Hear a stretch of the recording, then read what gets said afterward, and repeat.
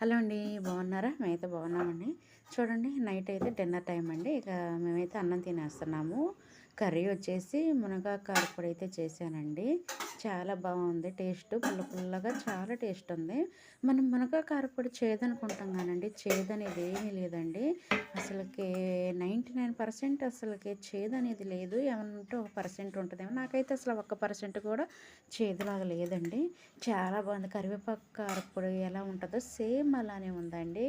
అగో చూడండి, అలా టేస్ట్‌గా మామూలుగా అలా కొంచెం తీసుకొని టేస్ట్ చేస్తుంటేనే అసలు పుల్ల పుల్లగా నోట్లో నుంచి అయితే నీళ్ళు వస్తున్నాయండి. అంత టేస్ట్‌గా చాలా బాగుంది. చాలా బాగా కుదిరింది. ఫస్ట్ టైం అయితే చేశాను నేనైతే మునగాకు కారప్పొడి అయితే. ఒకసారి అయితే పెసరపప్పు వేసి కర్రీలా చేశానండి. చాలా బాగా 2 సక్సెస్ అయితే అయినాయండి. ఓకేనా, మరి మేమైతే తినేస్తున్నామండి. మీరు తిన్నారా ఫ్రెండ్స్? తినకపోతే తినేయండి. మీ కర్రీ ఏంటి మాకు కామెంట్ చేయండి. ఓకేనా, బాయ్. మరొక వీడియోలో కలుద్దాం. బాయ్.